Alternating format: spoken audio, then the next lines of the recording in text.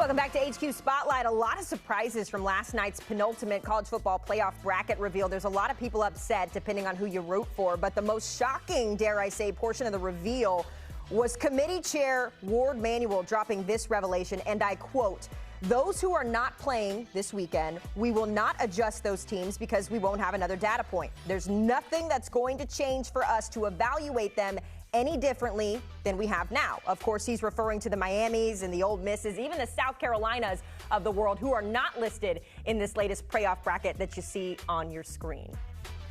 So for more on the controversy, let's bring in Josh Pate and Dennis Dodd, two of our most seasoned college football reporters. I know you guys have some thoughts, so let's start at the top. Josh, I had a chance to listen to your latest show, your reaction show last night on YouTube. We know you have some thoughts. We're going to start with the auto bids because the teams that currently hold on to those right now projected would be Oregon, Texas, SMU, and Boise. Obviously, Josh, you take issue with the auto bid, so I'm going to give you the floor here. What don't you like about the 4 auto bids, and I guess how would you make it different? I don't like that they exist, so what I would do is do away with them. Perfect. This is how we really cut through to the quick there. You're going to have a lot of people, Haley. In fact, you've already had a lot of people look at the projections and look at the idea that, So if Penn State loses to Oregon, their punishment is they play Arizona State and Boise State. Meanwhile, Oregon's sitting there. Yeah, they got a bye week, but then they play Ohio State or Tennessee. That seems awkward. Well, it only seems awkward because it is. And it only is awkward because we insist on this complete backwards way of seeding this playoff. Boise State, immense respect for the program. Got all the respect in the world for Spencer Danielson. There is no world where they should have a first-round bye in this thing because there's no world where anyone should be granted an automatic first-round bye for anything. I get respecting conference championships, and that's fine if you want to give them a guaranteed spot in the playoff.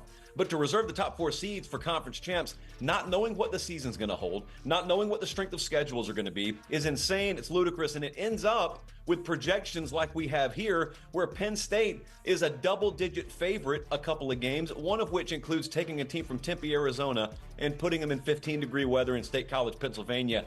That is not a punishment. That could actually be a reward. So, Uncle Dennis, I don't like to get worked up around you, but I'm worked up about it. No, I agree. I think this goes way deeper. I think this is why the Big Ten and SEC were and are lobbying for automatic qualifiers. And if that doesn't go through, the 12 best or 16 best or whatever they end up with. Because I think the powers that be wanted those conference championships to matter. But you're right. There's no way that Boise should be in there with an automatic bid. There's no way that some of these other teams should be in there. The fact that the Big Ten championship game is for seeding, I suspect that even those will go away in the next few years because they'll get more money for a 16-team playoff. But it does add some sort of juice, I guess, that Arizona State has a chance to get into an automatic berth, or Iowa State has a chance. If Boise State loses, and I think that's a great discussion point this weekend, that we're all on the Boise State train, and I'm one of those people. I talked to Ashton Jeanty yesterday. UNLV's got a hell of a chance to beat him. They held Ashton Jeanty back in October to his second lowest yards per carry since Game 3 of 2023. UNLV is right on a par, and you'd have to pick Boise State, I think, right now because they're at home. But what about UNLV with that spot right now? Can they get that high? Yeah, and it's clear that there's obviously going to need to be some changes in the future because no one can get on the same page in terms of what the seeding means. The conference championships, to your point, Dennis, they want them to matter, and it just feels like it's a mess right now. We do know that there are some teams, namely teams like Ole Miss, who are feeling it right now. And I referenced Warde Manuel's statement about how the teams that are not playing this weekend, pretty much their fate has been sealed. Ole Miss falls into that category. But, Josh, even when you look at Miami and South Carolina, who beat Clemson last week, this just feels unfair for those 3 teams in particular when it comes to how this is all played out. Unfair is one way to put it. I think the other way to put it, the way I've chosen to look at it to make myself feel better, Haley, is once you've lost 2 or 3 games, including like egregious losses, which every one of these teams had at least one of, you remove benefit of the doubt. You can still feel upset, and that's fine. But what you can't do is you cannot come to me if you're Miami, having lost to Georgia Tech, knowing your season's on the line, and then blown a 21-point lead against Syracuse and say, we got railroaded. No, you railroaded yourself when you lost the game. And you can absolutely look at me and then say, well, what about Alabama? They lost to Oklahoma. They sure did. Well, what about Ole Miss? They lost to Kentucky. They sure did. I'm saying the same thing to them that I'm saying to you. All of you are very flawed, imperfect. Someone's going to get the spot. 2 or 3 of you aren't, and that's going to be the way it's going to be. But we are just now in the 12-team era. So we've been used to arguing over 4, 5, and 6, Dennis. I am not going to allow myself to get worked up, and I am not going to allow myself to think a great wrong has been done because someone got ranked 13th instead of 12th. There's just no way I'm going to do it. Yeah, I agree, but that's where we're at right now with this thing. You knew it was going to happen at the bottom of the bracket. I think 2 things can be true, which doesn't resolve this at all. Did the committee fall in love with a brand name and a brand conference and a shiny object in Alabama? Absolutely, they did. Alabama and the SEC has gotten every benefit of the doubt since this thing started with the BCS in 1998. I won't get into that. What is also true is Miami had it in their hands. They were up 21-0 at Syracuse.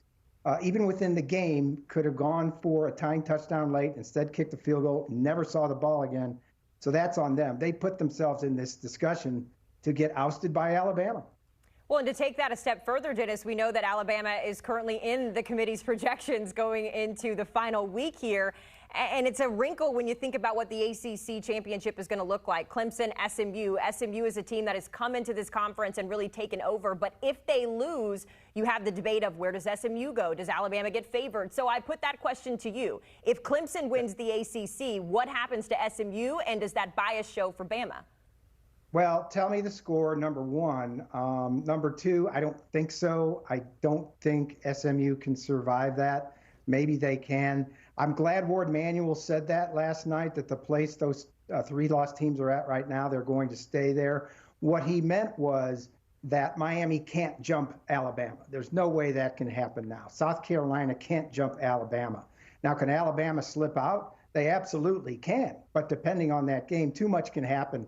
But they've kind of made their statement about Alabama, and Alabama has beaten Georgia. I know they've got 2 really bad losses, but that's what this is about. That's what all these tweets have been around from the commissioners these last 2 days.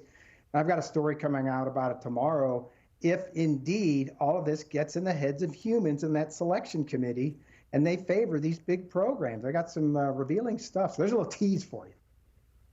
So, Dennis, I heard him like you did. I heard Ward Manuel say, the cake's already baked. South Carolina's not going to jump Alabama. Ole Miss, Miami's not going to jump Alabama. Agree with that logic, okay? By that same logic, though, the strength of schedule cake is already baked when it comes to SMU versus Alabama. The quality opponents, all of these metrics that they're going to throw in your face if they drop them after a Clemson loss, they're already there now. I know this. Haley just had him throw up the graphic. This is real. This is not looking into the future. It's right now. So if they lose to Clemson and that committee drops SMU behind Alabama, they're going to look you in the eye and they're going to tell you, well, this is about more than the conference title game. It's about strength of schedule. It's about their best win, their worst loss. And I'm going to look at them and say, but you knew all that last week. And it looks like you had SMU ranked above Alabama last week. So what changed? What will have changed is at the 11th hour, we realized we kind of want to go in a different direction with this. And Netflix does that all the time with script writing. It's just not supposed to happen in college football. It's a mess, guys. Most revealing number on that, real quick. The most revealing number on that, I just saw it at the bottom of the graphic. Both teams have a 78% chance to get in the playoff. It's a mess. That's worth a story in itself. So we can't answer that question right now. You can't. So we'll leave it at that, gentlemen. So much fun watching you guys break this down for us at home because it is certainly going to be a wild year in year 1. For more of Josh Pate's College Football Show, make sure you check him out every Tuesday, Thursday, and Sunday live at 8 p.m. Eastern on YouTube. One of the most fun college football shows out there. Give it a listen.